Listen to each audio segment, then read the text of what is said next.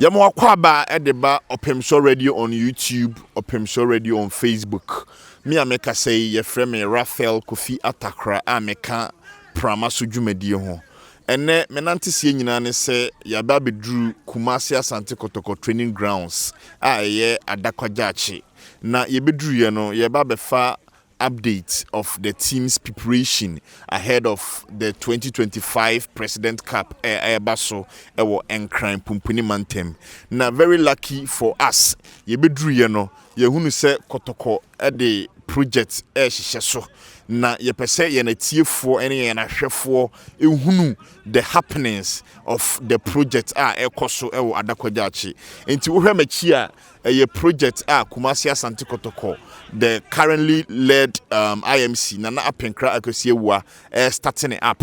And very fortunate for us, me wo the architecture or the dwumadie ni nyina hyehyɛ so.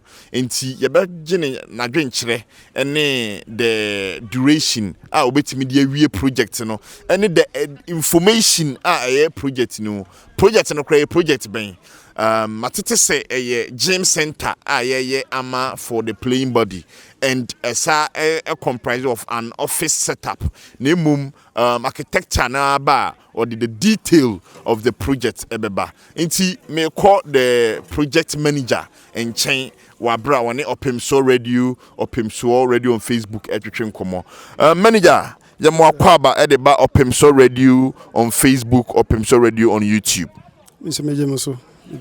Me pacho ubebo din na wa me hunu udwumadie ene nyoma oye sisie ewo Kumasi Asante Kotoko training grounds Adako Jachie to be precise. Okay, me that's pa ya dwuma no Simas construction na ye project yi hu bibia na me so na me project manager ewo hanom. Me pacho udi ya frame Nana Jamfi. Nana Jamfi. Okay, Nana Jamfi ye da wasepa. Nana Jamfi project ye pese ye hunu the details of the project. Amanfo we bre tete se Kotoko ye project e wa Adako Jachie, Kotoko sidan e wa Adako Jachie. Na emom enchenchiremu no na sebi enya NCP. Enti yenya wi de wada Roma Makumaseman Asanteman enhunu the detail of project shall say. Okay, me that's it. Sana tie mu ba de mahunu de motete no sana etie a gym center ema Kumasi Asante Kotoko playing body no ena ye nti se ohwe sisi bibia yedu na gym center no ye bekom na makyerɛkyerɛ mu sɛ de bibia de etie ba de mote se ye gym center ama playing body no sana etie ye gym center we me fan say 4-story ene beko nti asie no be gym center na first floor no aye conference hall na fi other 2 na beto aso no eno so be apartment for the players nti no enna igusu a ye ko etiefo ahwefo ye damase samagebre na mo monitor proceedings ewo Adako Jachie we de se wote ne baabi anase wunyante ya kakum yese yagin kokuonum. Project manager say a 4-story building project and oye. Sa 4-story building no. Gym center office players apartment and other conference hall.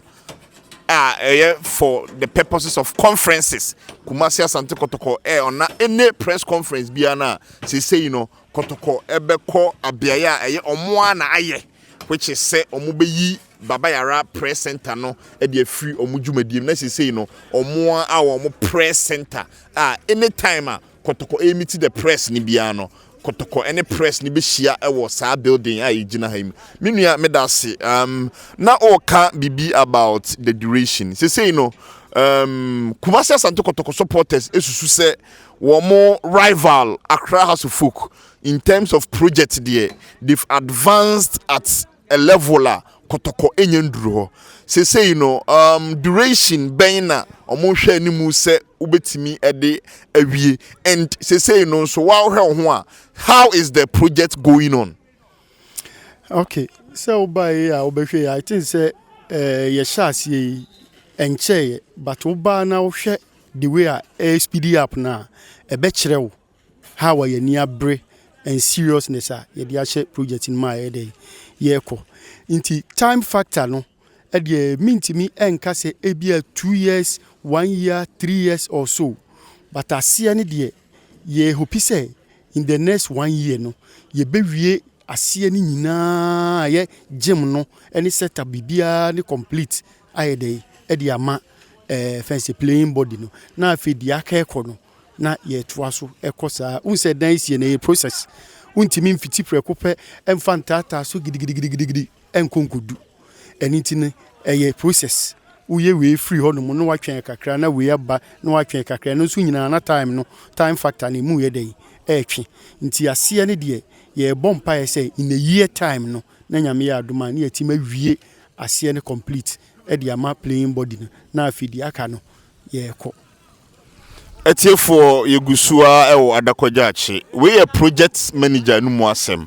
Or say ontimi taking the neck out as to the exact duration obetimi they completed the entire project. But they all promising say where Asiana a James Center ne there barely a year. I was say everything should be complete. Say the playing body. I best start here use the James Center.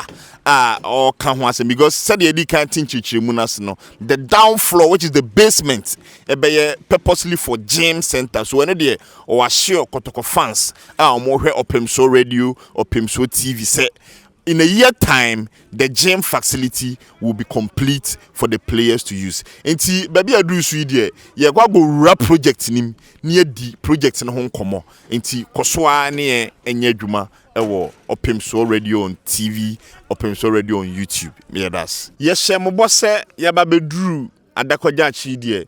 Bibia e wo se ote, bibia wo se hu bia no. Ye mfa enkame mo en nokre ye be make sure say ye promises are ya kano ye be ona adiama mo me no ka say ye hye mo bo say ye ba be wura project nim na ye wura project nim adi mu nkomo and me no ka say me wo project manager me project manager nyina ye wura the project Kumasi Asante Kotoko which is James Center so say ye ba be wuram and ye wuram na ye hu the integrities of the project, betterment of the project, the way forward of the project. Enti project aye remi Kotoko training center and as a gym center under construction together with the project manager and nyina area project nim live on Opemsuo radio on YouTube, Opemsuo radio on Facebook. We project Kotoko for the future. Under Nana Apenkra Akwesi Ewua and me wo project manager ewo menche project manager entrance ni ana entrance main entrance no ene hanom ubetimi am ehunu the beauty of the entrance because you say enya nwie kra nanso say utwa ne mfonyini ye wie how will it be beautiful and Mr. Kra o de munya akoma na montwen mo a ye wie structure ne bibia na esiwa wa wo ba nya obi na beka ade e wo inside any said ye dan ne fe etie de a kyerɛw se me ka se ye be hyehyɛ ha se ye de we be hyehyɛ ha no mo a emma unhu ade ne ye but wo ba ne ye na esi ho no mo a wa no wo behu said de ade ne ye de etie nti bebia e ginan eye entrance a ye de wura reception okay nti no se bibia ye koi hanom ne ye receptions ne wa hanom nti no wo hwe hanom na ne WC side ene hanom which is washroom ene e what the side no said your receptionist no ne washroom ene hwe na say o ha on sorry mfiri ha nko ba bi ena abasi obi abesi na chi obi oni ha me ba ya topunu mu na de ndien bia ni na say tembia no o ya active ewo hanom no nti no free ha no mo se a mo se obe mo se corridor no edam straight up sa edeko nti first section we no staircase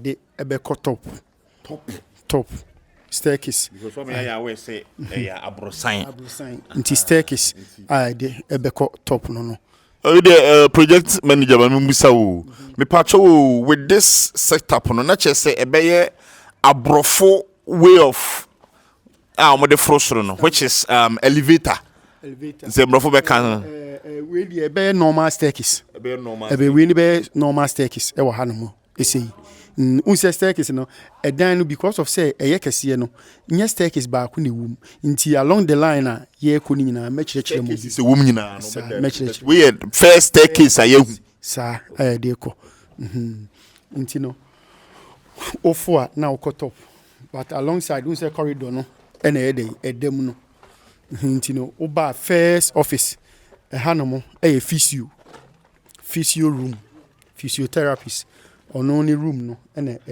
ewo this side no nti so obetimi room na wahwa how big it is obetimi anya ba bi de ne setup nyina asisi na wa massage players na ma bibia e fine nti ufri ho no ma se wo hwe manimu tintin so se ya wo se corridor no dem straight up ekusi abonten said ye obia eba emu nso so kama said ye obi mepem obi ni ade na hanom no it's unfortunate say ene no ya ye hanom adwuma but the same setup e wa ase ho nti no said ye hate no ye duru ase ho and ye betima rowura mu yi amama hu hanom no ye first changing room na che say omoje mi wie na omo pese omo sesa omo ho back to omo normal state changing room a da ho mo no okay ni ya customer no nti se wo hwa unse emu no so kama na unse ada door bi da hanom a e de penetrate ko say e honom no ye omo washrooms washroom because nipa no be shower ansa no waye dey wa be changing ne ho nti e no so eye full na e hye honom so ati ase na unhu se kwan ba kon so eda this side here house wura mu a obeba sei obeba bi pie hanom which is eno no link ebam eno ba ema eno ye W6 intine there is difference between washroom no and baby or W6 ne ye dey ewo okay na se metiase yi a emre bi a yenya coach bi a oba Kotoko our car say the ene ya ne say Kotoko so players training we are omudwane ko bush egoja omonan no is going to be a thing of the past. You see, they are going to have series of washrooms and series of toilet facilities. Yeah, that's it.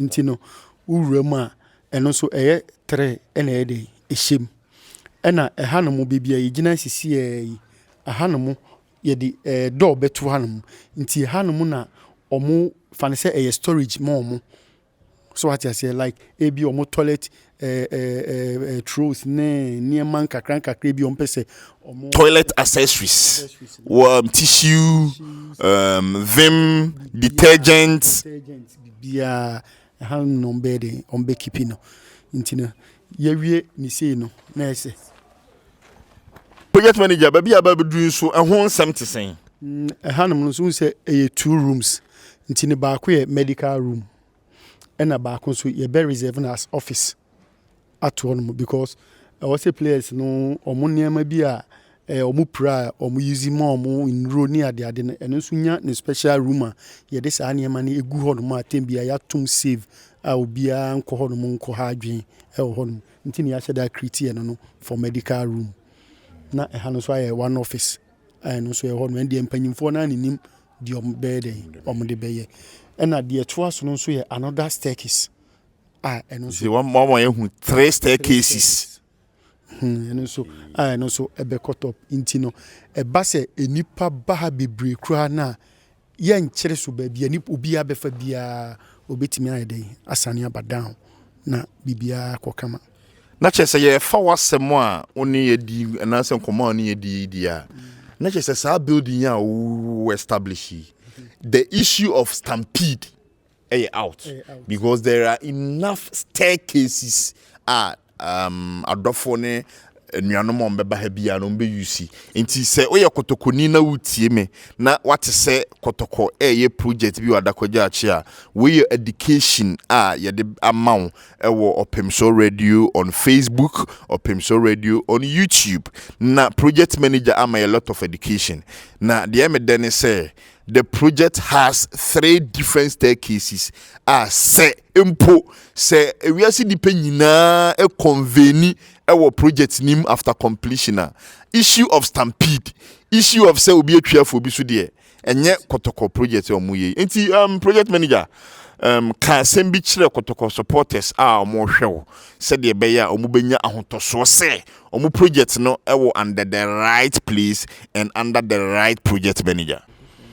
Okay, the America show mu nyina ne say obia wate na sum anase odi nani aba behu no hu se ade ne eyampa ekoso no onfa mpaebo enter project na chi na minim say a year me fancy a year today no ono aba biema obaba behu insakraye ani bibi foforo ema Kumasi Asante Kotoko team no na omonfa odo na omode do team no endo project na ayeye no na obi amfa mpaebo nye dey entachiri na me say bibia be successful amaye.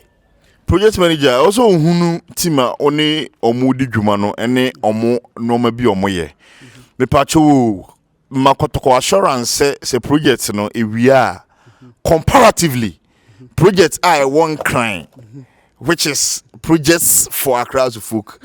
Those projects can be compared to this project.